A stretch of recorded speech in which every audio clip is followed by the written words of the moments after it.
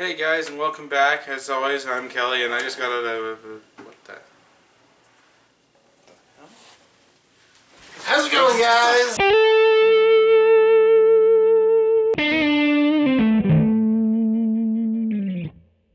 Hello, and welcome back to another midnight showing. As always, I'm Kelly. I'm DJ, and we are filming on location through a room at the Comfort Inn because we are on our way to, well, we're here for Anime Bonsai.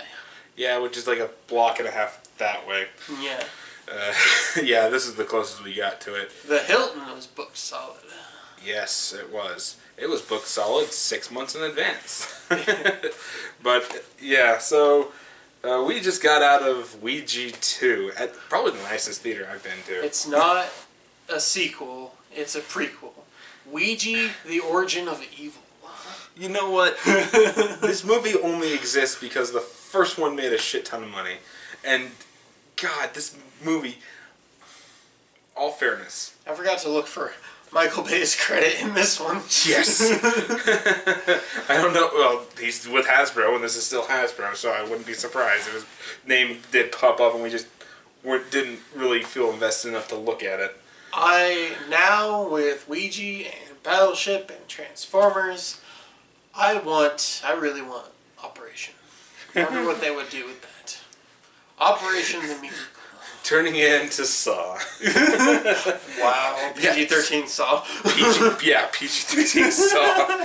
Oh my God, is he pulling that out of his sternum? I can't tell. We can't see anything. There's no blood. Is he alive? Wow. I don't know. Just this. Okay. All fairness, this movie is not as bad as the first Oujia. That doesn't make it a good movie. No, it does not. By any stretch of the imagination. Is it probably going to be on my worst list? No. We have seen enough shit this last 2 months alone. I can honestly say this is not going to be on my worst list. Was the first one on your worst list? It was before I actually started doing it because it was technically 2014. Oh, yeah. The first worst list is for 2015. But if we had, yes, it would have been on my worst list of 2014. That would have been very, very much a yes. Yeah. But yeah, we're kind of doing it. So let's go into.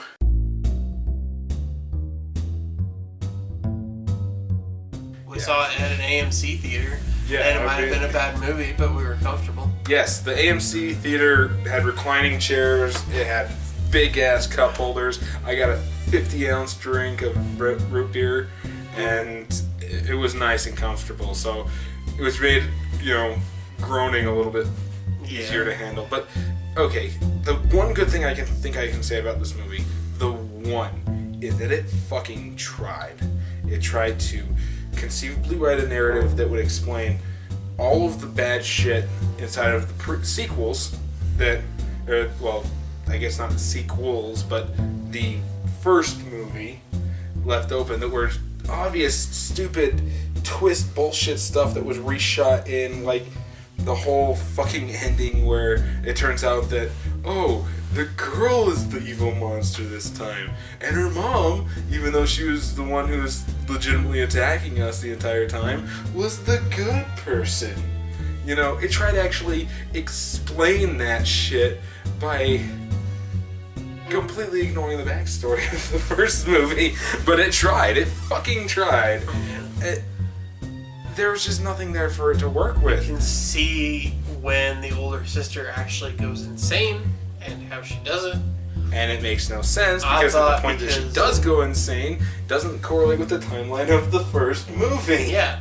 They made it feel like, at first they made it feel like from in the actual prequel that I was thinking maybe they go the route of the demon possessed her and she ended up killing her mother, and throughout everything she was pushed over the edge, and that would be it. Yeah.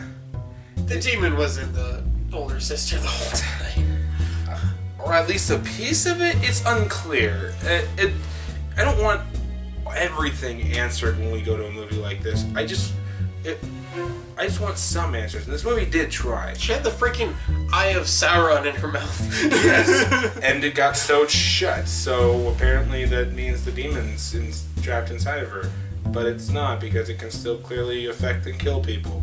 Like the orderly jump scare at the end of the movie. But we're dipping into the next section a lot faster. You know, there is one other thing I could say that's good about this movie. It did try to do less annoying things, like the fact that every time there's a jump scare in modern horror movies, you get the stupid orchestra sting and a lot of noise going boo. They didn't. Or the ever popular coming up behind you. Hey, buddy. Oh, look, you forgot to hit the bang when they do that. Yeah, no, there was none of that shit inside of this movie, which they did actually add orchestra stings to jump scares later in the movie when supernatural shit actually started happening almost an hour in. And I will say it was refreshing that it was trying to be a decent horror film. It was not just the writing around the other movie, it was still trying to be, you know, not do all the stupid shit that we always know, like, not just the jump scare shit, but, you know, some of the character shit. You know, there's obvious setups for death scenes that never actually end up happening, and they just help to add to the atmosphere. You know, there's shit like that that does make this decent. They got the layout of the house right. Yes, we actually watched CinemaSins on the original which he just barely released today of the recording of this, and yes, we can actually tell you that watching them both side by side, they got the layout of the house right. They probably filmed on the exact same set. Yeah, I would hope so. Now I'm starting to think, like, the sweeping shots of them, like, going up the stairs and turning the corner, and you get that, like, lens flare from the chandelier or whatever. Yeah. Is them saying, hey, we filmed in the same place. Maybe. Yeah. We can do things right. See? It's the chandelier from the first one. If you can't tell, we already jumped the gun, so yeah, let's just go into... So, speaking of them with those wide sweeping shots, you know, it's probably not a good idea to use those when your movie clearly is supposed to take place in 1969 or 70, because they do mention those 2 years in the movie.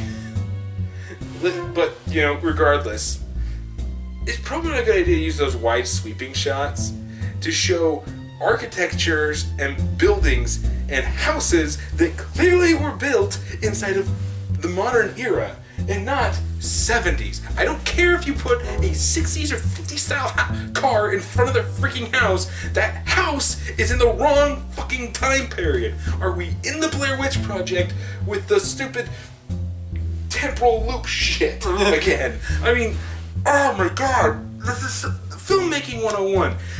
You have to make it look the part. It's just... And we already started going into the freaking inconsistencies between the first movie and this one. This movie is the stronger script. Let's get that out of the way right now. This movie is better. But the problem is, it's a prequel to a shitty movie that is supposed to be explaining shit from that one. And guess what?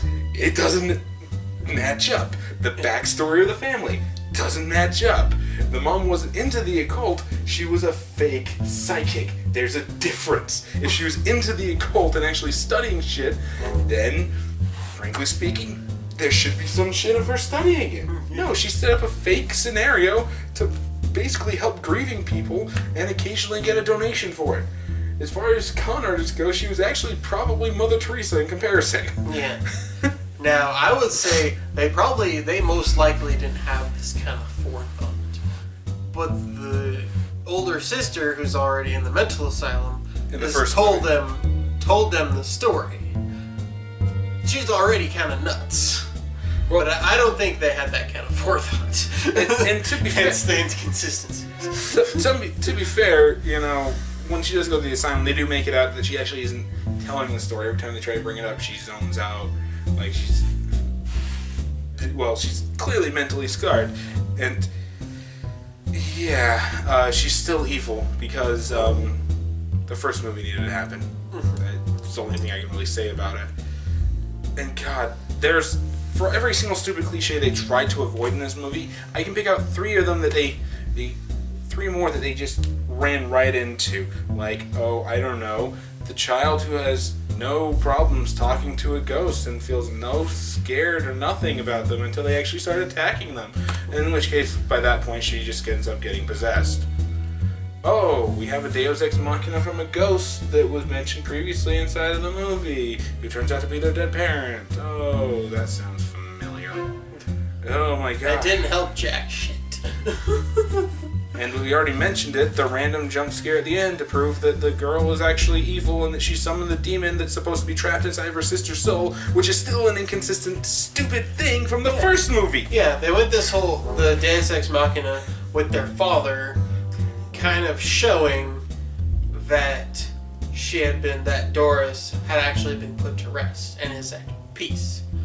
Maybe the demon is possessing her body? I don't fucking know.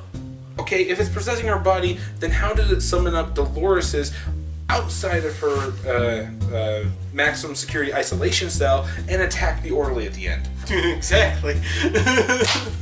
That's what I'm saying. It doesn't make sense. In any context, this still doesn't make sense. It's still a movie about a fucking board game. It's a fucking board game. Yes, there's real world little superstitions around this shit, and people avoid them like the plague. Guess what, Hasbro? It's just a fucking board game. It doesn't do anything. Stop trying to make a movie out of a scene from fucking Exorcist. They literally turned to the camera. I forget if it was like a major close-up or not, but it was kind of felt uncomfortable. They're literally up like this. We're playing in a graveyard. Yes. Yes. We have to establish that the house is clearly sitting on a graveyard because it's not just one body that was there like we thought in the first movie. No. There's apparently a doctor who committed heinous experiments and buried the bodies in the wall like he was in fucking Disturbia. It's just oh, we're playing on a graveyard. Just dude, don't say shit. Let the audience put two and two together. It's fine. And the first 45 minutes of this movie, I started doing it inside of the freaking theater. You saw me. I was sitting there. Exposition, let it out ASAP. It's all they were doing for the first 45 minutes. And occasionally we see a ghostly thing kind of happen. The girl gets possessed before she actually plays the board game. It's her mom who ends up playing the board game by herself first and starting this shit off. That doesn't make any sense. Why was the daughter attacked to it? Poltergeist rules, they need a child. Oh, yes. And of course, this child is writing letters in Polish that clearly detail what the fuck happened in this house for anybody to read. Yeah, that part was spoiled for me from Matt Pat's thing. Matt Pat recently put out a video, name dropping by the way. Yes. That the Ouija films are sort of a precursor to The Conjuring, and they exist not The in same Conjuring, thing. The Exorcist. Exorcist. Oh yeah. Yeah, That's the right. Exorcist, not The Conjuring. He brought up The Conjuring as possession works differently over here. Yeah. But it doesn't in here. Yeah. The whited out eyes. It's scary. The whole time, like when the audience can easily pick up on this. When she finally gets possessed, the whole time I'm like, yeah, your daughter's possessed. There's a demon in your living room. You should probably, your child is acting weird right after you got through playing with a Ouija board. Shit's happening. There's a demon in your house. And they don't try to like do anything until the end of the movie. The last like 30 minutes or whatever. Yeah. And the movie, Jesus, it's just it starts pointing out some of its own plot holes. The only one good scene where they did this was when they actually basically end this and burn the board and try to burn the board game. Burn the board and like, is that actually gonna help? And the priest is like, I honestly don't know. That's a legitimate reaction, actually. It's a legitimate reaction to this, but he didn't obviously think of the second option that could easily have worked. Burn the house down. I saw it coming, and so then they're like getting chased by the demon. And they look at the table and the board's there. I'm like, I called it. Called it. Called it. We saw it in the first movie. Happened again. Yeah. Just saying. No, the part that made me... I had to shelter my laughter from this one part.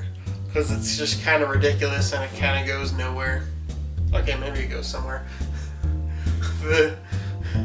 It's is firmly established that the girl's possessed, but the major shit hasn't gone down yet. The boyfriend comes over, and Doris is just kind of there. Oh yeah, that reminds me of something else I just want to mention. Just go ahead, I'll mention it in a second. And she's like, you want to hear something cool? Have you felt what it's like to be strangled? And she goes through this whole spiel. I'm like, I can't. I gotta let it out.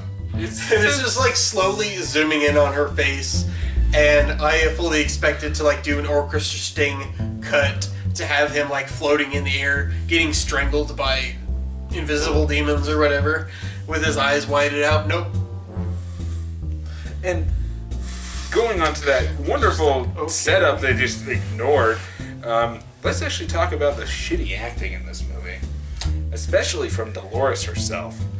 I know that child stars are a cliche to talk about for critics, but it really does say something when she's doing that spiel, and it starts talking like, well, at first you start to lose feeling in your limbs, and then you get this really dry, sour note inside of your mouth, and backs up. And okay, clearly you've got cue cards and the guy's not flipping them fast enough. Can you please talk like a person? Or even a demon being possessing this person. Compare her to the girl from The Conjuring 2 that we saw earlier this year. The girl went through physical acting. She forced this role to work in The Conjuring 2. This girl couldn't give two shits. This is clearly just something to get my name in the project. And we're spending so much time on this, and we should really just wrap this up.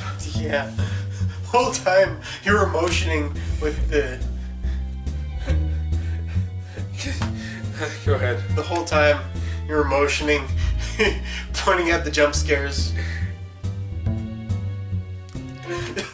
Yeah. It's one of those movies. It's still just as obvious. It's so blatant. It just establishes that this was a failed concept from the beginning. Is this one going to make this money back just like the first one did? Probably. Let's be honest. This shit probably cost them maybe $2 million to make. Maybe $5 million if you're pushing it. I guarantee you opening weekend, stupid teenagers who don't understand what real horror is are going to go this for a cheap scare to maybe get onto their girlfriends. And that's what this movie is. That's what the first one was. That's what this one is. It's shitty acting, shitty writing, shitty just camera work with that stupid spin shot with a board hovering over it. It's clear that the actress was waiting for the cameraman to be able to do that. I can't believe just how haphazardly this was done. The effects look like shit. First year Photoshop. You can do that mouth open effect with the Photoshop smear. And people have. I mean, at one point, the freaking girl just looks like the Purge Anarchy. Yeah. It's the boyfriend reaching in to this hole where the bodies are buried, and you see over his shoulder, it looks like the female mask from the Purge. Yeah, it's just stupid. It looks stupid. It is stupid. It's stupid. I know I said I wasn't going to try to give it this rating, but honest to God, it gets a fuck it from me. It's not one of the worst movies I've ever seen, but there's no point to seeing this movie because it's just going to leave you with more questions than you have answers, and you're not going to be scared. That's just it. You're not going to be scared. It fails as a horror film. It fails as a story. It fails. It fails. It gets a fuck it from me. What's your rating? Don't spend your money on this. Again, you're already paying for Netflix. If you want a bad movie night, Ixnay, the first one, I would see this one again. Only if it were on Netflix and it were around Halloween. It's a bad, scary movie night. Bad, scary movie night. Well, yeah, that's it for me. He's got it. So yeah, follow us on Facebook, Twitch, and Twitter. Links in the description below. Subscribe to the channel. Like if you saw this movie. I can't do this right now. It's just so. This movie is so bad. I can't do this. So Follow us on social networking. follow us on social networking. Subscribe for more. Share this video. If you like more, check out the video on the first one. I'll put a link inside of the cards in the upper hand corner or somewhere there. But yeah, it's this. Just stay away from this movie, in my opinion. But yeah, that's it for me. So we'll see you all Next time.